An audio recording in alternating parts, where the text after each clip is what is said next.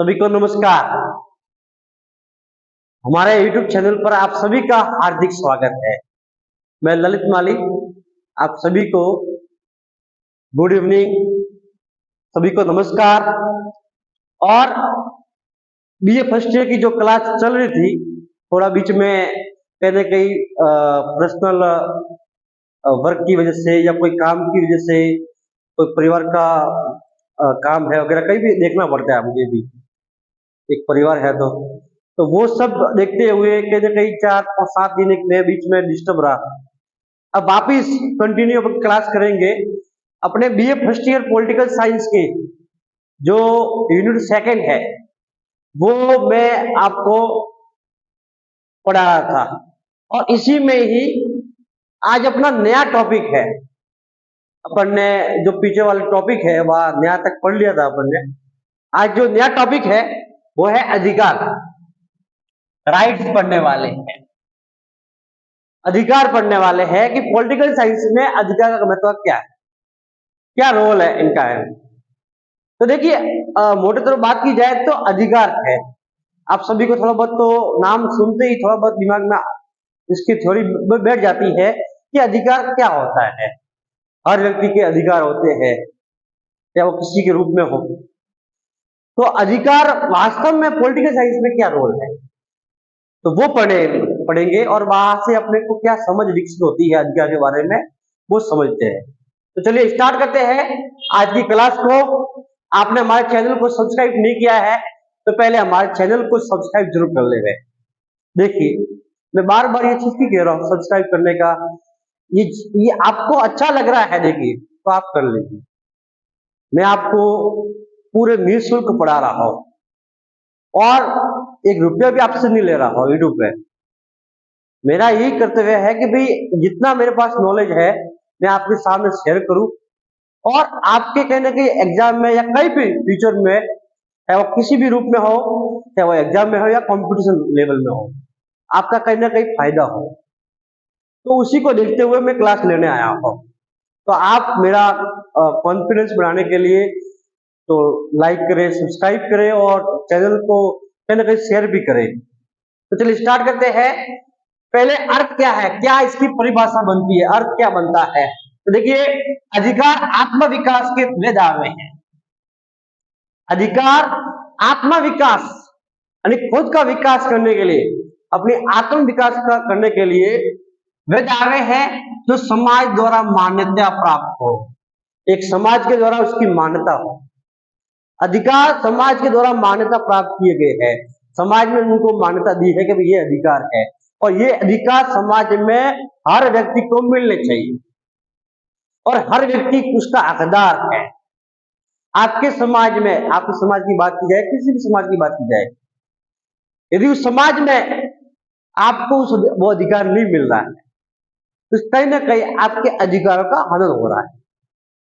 तो समाज में वो अधिकार हर व्यक्ति को मिले और समाज द्वारा उसकी मान्यता हो और राज्य द्वारा समर्थित हो, यानी राज्य उसका समर्थन करता हो। राज्य ने कहा कि ये अधिकार व्यक्ति को मिलेंगे तो राज्य के द्वारा उसका समर्थन है, वो होते हैं अधिकार। क्या होते हैं? अधिकार।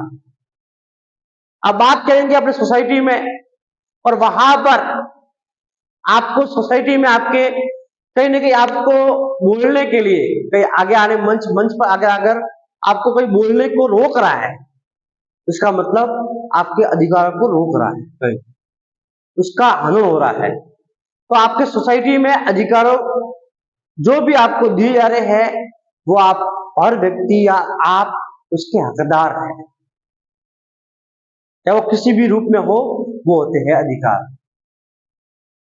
देखिए, इसी में मोसांके है, पॉलिटिकल थिंकर है, उन्होंने क्या परिभाषा दी है मोसांके के अनुसार, अधिकार वो मांगे हैं, अधिकार वो मांगे हैं जिसे समाज स्वीकार करता है। समाज तो स्वीकार करता है तथा राज्य लागू करता है। देखिए, समाज में हर व्यक्ति चाहता है मुझे अधिकार मिले, तो समाज स्वीकार करता है कि हाँ ये अधिकार है, समाज ने एक्सेप्ट किया, स्वीकार किया। लेकिन जब राज्य लागू करता है तो वास्तव में वो अधिकार बन जाता है। और राज्य भी उस अधिकार को लागू करता है जिससे व्यक्ति का विकास हो। तो ये बोसाके ने कहा। लॉस्की, अधिकार सामाजिक जीवन की वे परिस्थितियां है, वे कंडीशन है। अधिकार सामाजिक जीवन की वे परिस्थितियां है जो व्यक्ति के पूर्ण आत्म विकास, व्यक्ति के पूरे या पूर्ण आत्म विकास के लिए आवश्यक है।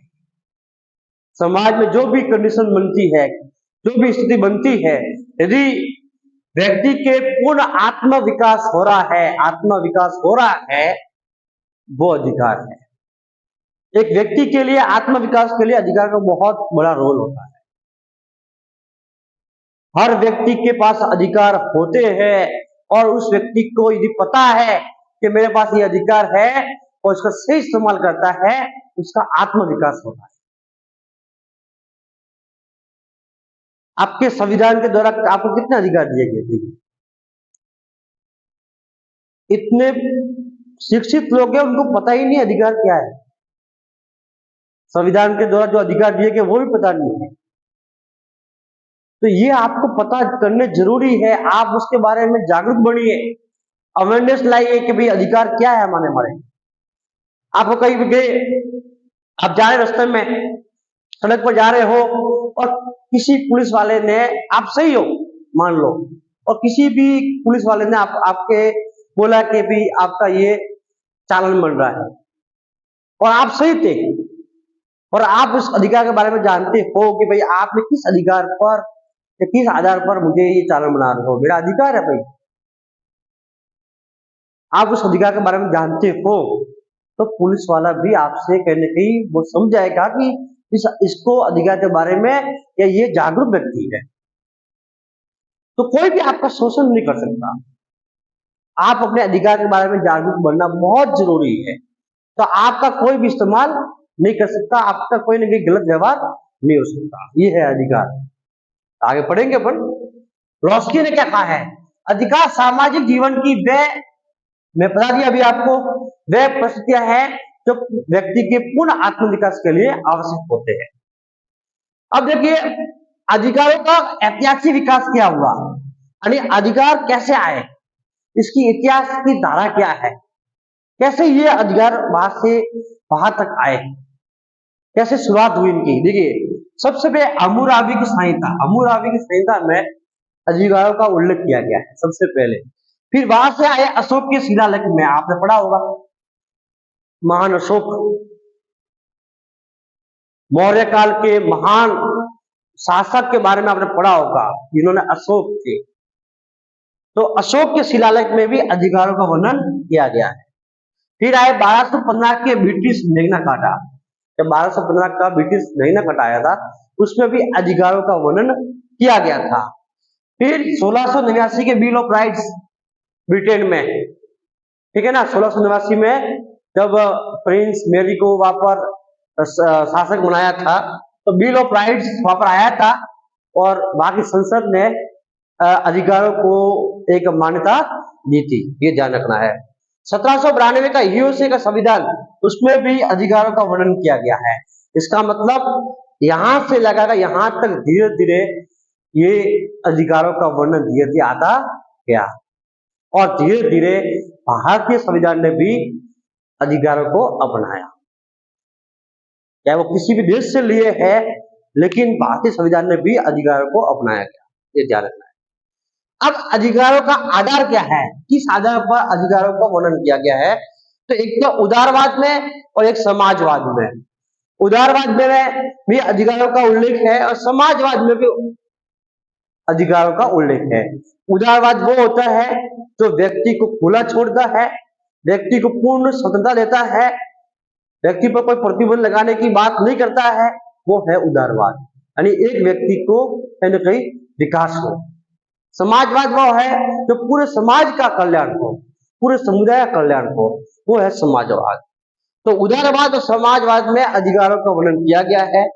उदारवाद राजनीतिक अधिकारों के ऊपर ज्यादा बल दे रहा है कि व्यक्ति को राजनीतिक अधिकार मिलने चाहिए, और समाजवाद है वो आर्थिक विकास पर ज्यादा है कि व्यक्ति को आर्थिक अधिकार मिलने चाहिए।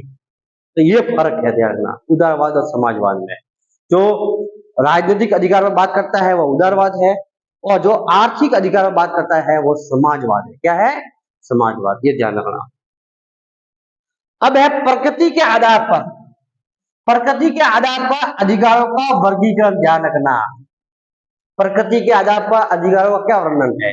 तो देखिए, एक तरफ है नकारात्मक अधिकार और एक तरफ है सकारात्मक अधिकार। आपने पढ़ लिया था प्रीवियस क्लास में, नकारात्मक स्वतंत्रता, सकारात्मक स्वतंत्रता, वो उसी था। मेरा जो रूप भी है वो स्वतंत्रता थी, यहाँ पर राइट्स है, अधिकार है।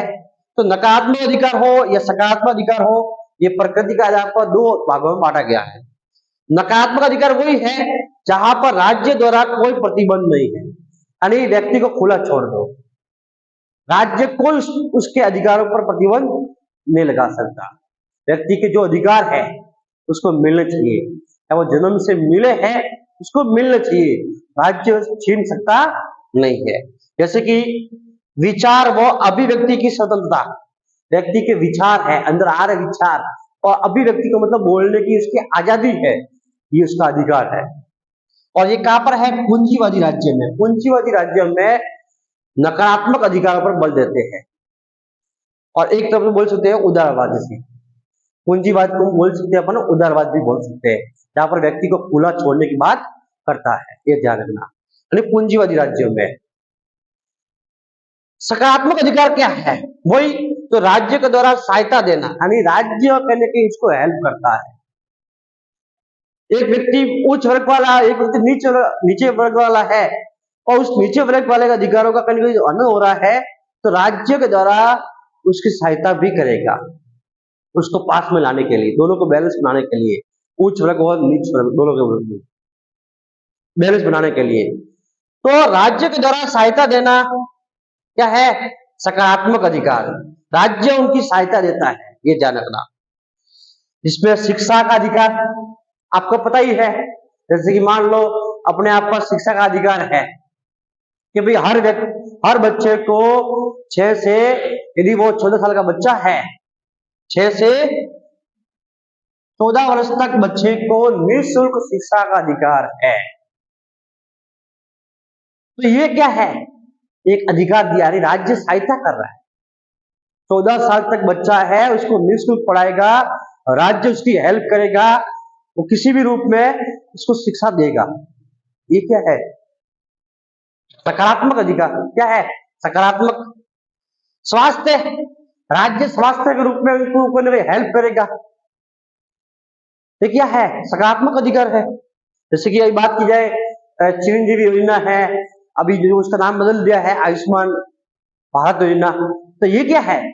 ये सकारात्मक अधिकार है, यानी कहीं ना कहीं राज्य सहायता कर रहा है, हेल्प कर रहा है।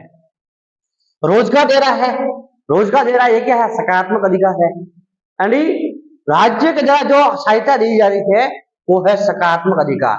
नकारात्मक अधिकार में व्यक्ति खुला छोड़ दो, व्यक्ति की जो मर्जी होगी वो काम करेगा, राज्य इसमें कोई हस्तक्षेप नहीं करेगा, राज्य इसमें कोई सहायता देने की कोशिश नहीं करेगा। और ये क्या होता है? समाजवादी राज्य में, यानी समाजवादी राज्य में समाज के कल्याण करने के लिए राज्य उसकी हेल्प करता है।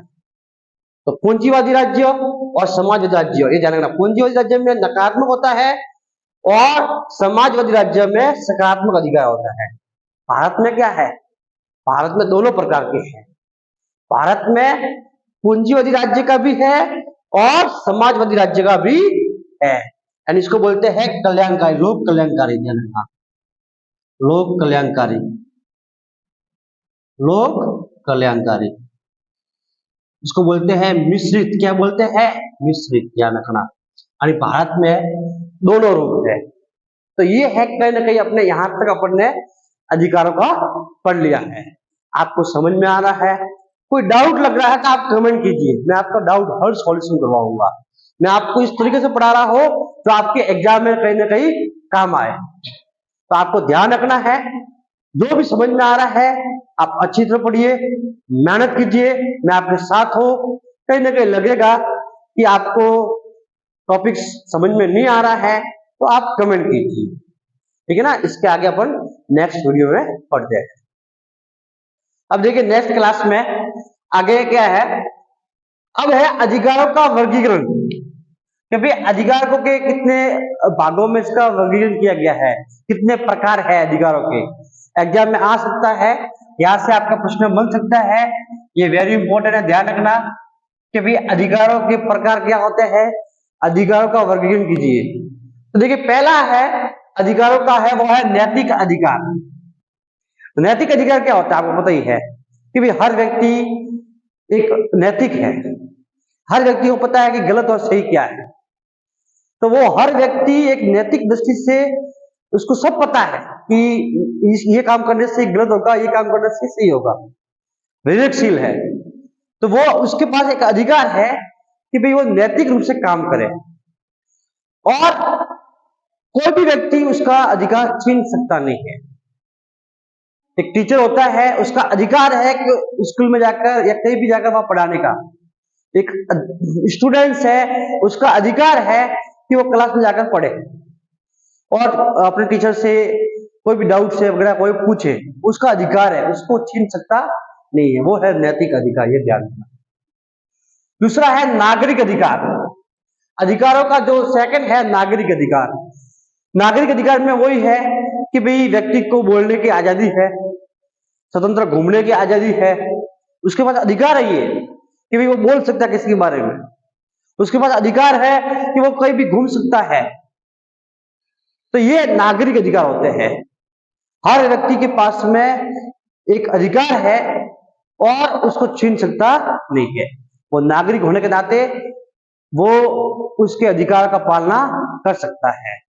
तो ये ध्यान में नागरिक अधिकार कि भाई कहीं भी घूमने की आजादी हो, बोलने की आजादी है, काम का अधिकार है उसके पास में, ये नागरिक अधिकार है।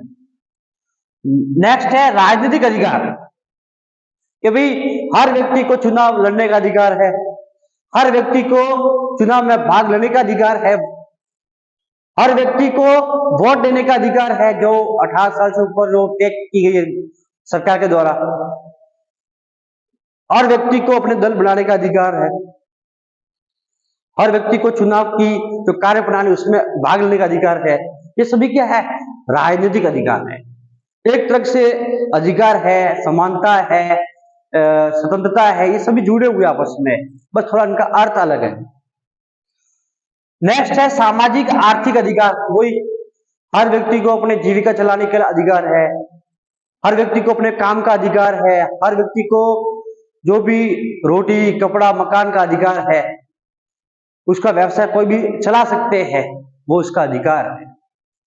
यदि हर एक व्यक्ति चाहता है कि मैं मार्केट में जाकर अपनी मर्जी का सामान बेचूं, वो उसका अधिकार है, उसको छीन सकता नहीं है, राज्य उसको कोई दबा नहीं सकता है, ये ध्यान रखना। अगला है सांस्कृतिक अधिकार। हर व्यक्ति को अपनी संस्कृति का अधिकार है, भाषा लिपि संस्कृति को प्रचार करने का, अपनी संस्कृति को बढ़ाने का, अपनी संस्कृति को अपनाने का अधिकार है, सांस्कृतिक अधिकार है। अगला है पर्यावरणीय अधिकार। पर्यावरण में शुद्ध हवा का अधिकार है, शुद्ध जल का अधिकार, यानी शुद्ध हवा ले सकता है। ऐसा नहीं कि आप उसको रोकोगे कि हवा क्यों ले रहा भाई, ऐसा नहीं हो सकता। आप बोलोगे भाई हवा नहीं ले सकता भाई, क्यों हवा ले रहा है, तो ऑक्सीजन को तेरा मना है, ऐसा नहीं है। हर व्यक्ति का ये शुद्ध हवा ऑक्सीजन लेने का अधिकार है, ये कोई रोक नहीं सकता। ये पर्यावरणीय है, पर्यावरण के द्वारा वातावरण है, हवा किसी एक व्यक्ति की नहीं है, ये सभी की है। और शुद्ध जल, हर व्यक्ति को शुद्ध जल ग्रहण करने का अधिकार है। जो पर्यावरण में जितने भी है वो सब उसको अधिकार है उसके ग्रहण करने के, वो है पर्यावरणीय अधिकार। तो ये ध्यान रखना, एग्जाम में आता प्रश्न अधिकारों का वर्गीकरण या प्रकार, तो आपको ये अधिकार समझाने हैं। नेक्स्ट है अधिकारों के सिद्धांत। ये भी इंपॉर्टेंट है, ध्यान रखना, ये भी इंपॉर्टेंट क्लास में है। अधिकारों के सिद्धांत क्या है, कौन कौन से सिद्धांत है उनको समझाने आपको। तो पहला है प्राकृतिक सिद्धांत या प्राकृतिक अधिकारों का सिद्धांत। प्राकृतिक वो होते हैं जो ईश्वर प्रदत्त होते हैं, ईश्वर प्रदत्त। ईश्वर देता है, यानी ईश्वर से उसको दिया गया है, प्राकृतिक अधिकार है। आपका जन्म हुआ, आपके जन्म होते ही आपको अधिकार मिल गया, क्या हो गया? प्राकृतिक अधिकार। राज्य उसको छीन सकता नहीं है। यदि आपको जन्म से अधिकार दिया हुआ है तो राज्य उसको छीनेगा नहीं, उसको मान्यता देने का कोशिश करेगा कि मान्य देगा उसको। यह है प्राकृतिक अधिकार। यानी प्राकृतिक अधिकार में राज्य अधिकार देता नहीं है, ये सीधे ईश्वर से मिले हुए आपके अधिकार। यह है प्राकृतिक अधिकार, ध्यान रखना। इसी में हॉब्स ने कहा है, हॉब्स ने क्या बोला है? आत्मरक्षा का अधिकार, व्यक्ति को खुद की रक्षा करने का अधिकार है, खुद की आत्मरक्षा करने का अधिकार है। ऐसा था नहीं कि अपनी रक्षा अपन खुद नहीं कर सकते, ये प्राकृतिक अधिकार है, यानी खुद ईश्वर से द्वारा दिया गया आपको। ये हॉब्स ने कहा, ध्यान रखना आप, आत्मरक्षा का अधिकार। सेकंड है लॉक। लॉक ने क्या बोला? जीवन, स्वतंत्रता और संपत्ति का अधिकार। यानी ईश्वर ने आपको जीवन का अधिकार दिया है, आपको जीने का अधिकार दिया है, आपको जीना है, जिंदगी में क्या करना है वो आपका अधिकार है। इसमें राज्य का कोई रोल नहीं है, राज्य आपके अधिकार को छीन सकता नहीं है। यदि आपको सरे बाजार में जाकर आपको मांस खाने का अधिकार है, मांस खाने की इच्छा है, तो आप मांसाहारी भोजन कर सकते हो। यदि आपको मार्केट में जाकर आपको शाकाहारी भोजन करना है तो आप शाकाहारी भोजन कर सकते हो, ये आपका अधिकार है, ये प्राकृतिक है। तो जीवन हो, स्वतंत्रता हो, संपत्ति का, आपको संपत्ति ग्रहण जो भी है, संपत्ति ग्रहण करने का, जो संपत्ति बनाने का आपका अधिकार है। तो ये लॉक ने कहा है, हॉब्स और लॉक, ध्यान रखना, ये प्राकृतिक अधिकारों के समर्थक थे। नेक्स्ट है अधिकारों का कानूनी सिद्धांत। अब आएगा कानून। अब यहाँ पर ईश्वर नहीं होगा, अब अधिकार है वो राज्य के द्वारा है। किसके? राज्य के द्वारा। अधिकारों का कानूनी सिद्धांत है। कानूनी सिद्धांत में यह होता है कि अब ईश्वर अधिकार नहीं देता आपको, अब अधिकार राज्य दे रहा है। राज्य जो कानून बनाएगा और कानून के तौर पर जो अधिकार बनाएगा वो आपके पास में अधिकार है। तो राज्य के द्वारा जो अधिकार दिए जाते हैं वो है कानूनी अधिकार, ध्यान रखना। इसमें बेंथम थे, कौन थे? बेंथम। बेंथम ने क्या है? राज्य प्रभु के आदेश से अधिकार, यानी राज्य ने जो आदेश दिया है, जो आपको अधिकार दिया है, उसकी आपको पालना करनी है। जैसे कि संपत्ति का अधिकार है, संपत्ति का अधिकार प्राकृतिक अधिकार बोल रहा है। लॉक ने कहा कि भी हर व्यक्ति के पास संपत्ति होनी चाहिए, हर व्यक्ति संपत्ति बना सकता है, इसमें राज्य छीन सकता नहीं है। ये प्राकृतिक अधिकार में लॉक ने कहा था कि हर व्यक्ति को संपत्ति बनाने का अधिकार है। लेकिन जैसे ही अपने देखो भारत में राज्य ने एक फिर कानून बनाया कि भाई संपत्ति का अधिकार है, वो एक कानून अधिकार बना दिया इसको। पहले मूल अधिकार था, प्राकृतिक अधिकार था पहले, लेकिन उसको फिर मूल अधिकार से हटाकर एक कानूनी अधिकार बना दिया संपत्ति का अधिकार को, कि भाई हर व्यक्ति संपत्ति चाहे जितनी भी ग्रहण कर लेगा, इससे क्या होगा? ऊंच नीच या अमीर गरीब की खाई बन जाएगी। इससे राज्य ने, भारत सरकार ने क्या किया कि भाई इसको एक कानूनी अधिकार बना दिया संपत्ति को, और संपत्ति को कानूनी अधिकार बनाने से अब संपत्ति है, यदि चाहेगा राज्य तो वो आपकी संपत्ति जब्त कर सकता है, संपत्ति छीन सकता है। लॉक ने तो कहा कि संपत्ति छीन नहीं सकते, ये हमारी संपत्ति है, प्राकृतिक है। लेकिन जैसे ही संशोधन किया इसमें, सरकार ने कानून बनाया ऐसा, और इसमें कहा कि एक राज्य की देन है, राज्य चाहे तो संपत्ति आपकी ले सकता है। एक उदाहरण दिया, ये भारत की उदाहरण है, भारत में कि आप संपत्ति बना सकते हो, लेकिन एक कानूनी तौर पर है, राज्य चाहे तो छीन भी सकता, ये ध्यान रखना आप। तो बेंथम ने यही कहा था, अधिकार केवल विधि के फल है, कानून के अनुसार। अगला है सामाजिक कल्याण का सिद्धांत। सामाजिक कल्याण का सिद्धांत होता है कि अधिकार है वो समाज के कल्याण के लिए है, समाज उस अधिकार को देता है।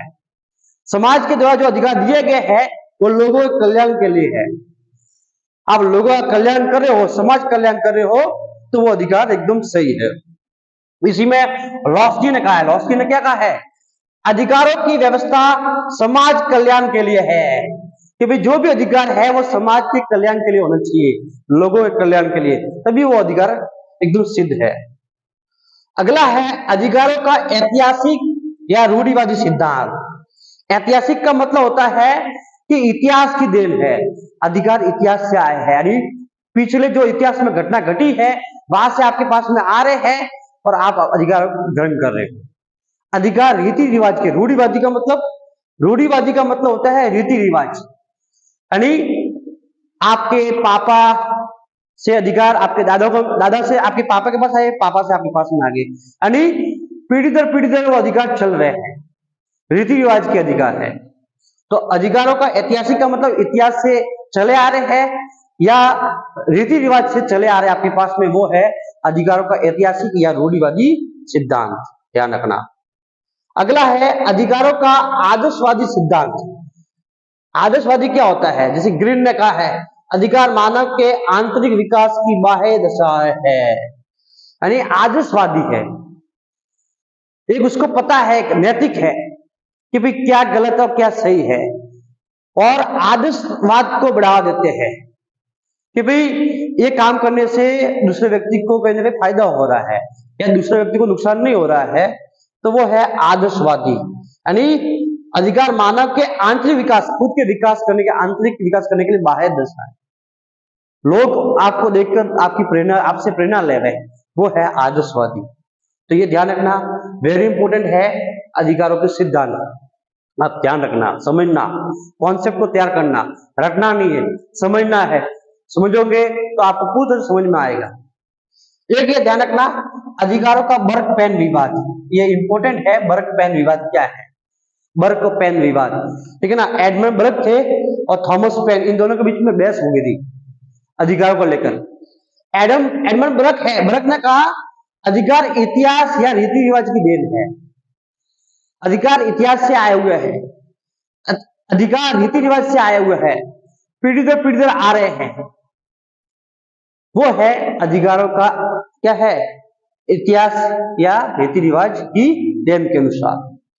इस थॉमस पेन ने कहा कि ये गलत है, जो आप कह रहे हो वो गलत है। थॉमस पेन ने कहा कि अधिकार प्राकृतिक है, ईश्वर की देन, अधिकार व्यक्तिगत है, हर व्यक्ति को एक अधिकार के रूप में काम है, अधिकार कोई अपने को इतिहास से मिलते नहीं है, अधिकार आपको कोई देता नहीं दूसरा, अधिकार ये खुद के है, व्यक्तिगत है, ईश्वर प्रदत्त है, ईश्वर आपको देता है, इसमें राज्य का कोई रोल नहीं है या किसी व्यक्ति का कोई रोल नहीं है। ये हुआ था एडम बर्क और थॉमस पेन के बीच में विवाद, और इसी विवाद को लेकर, अधिकारों को लेकर ये बहस छिड़ गई थी लंबी। तो ये ध्यान रखना, अधिकारों का जितना भी कॉन्सेप्ट था क्लियर, मैंने पूरा क्लियर करवा दिया है, जितना भी कंप्लीट था उसका पूरा कंप्लीट हो गया है। अधिकारों को लेकर जो आपके एग्जाम में प्रश्न बन सकता है, पूरा मैंने आपको एकदम तरीके से बता दिया है। और अभी भी आपको कोई डाउट लगता है तो आप कमेंट बॉक्स में कमेंट कीजिए और मैं आपका डाउट सॉल्यूशन करवाऊंगा। यदि आपको क्लास अच्छी लग रही है तो आप हमारे चैनल को सब्सक्राइब करें, लाइक करें और शेयर करें। Thank you.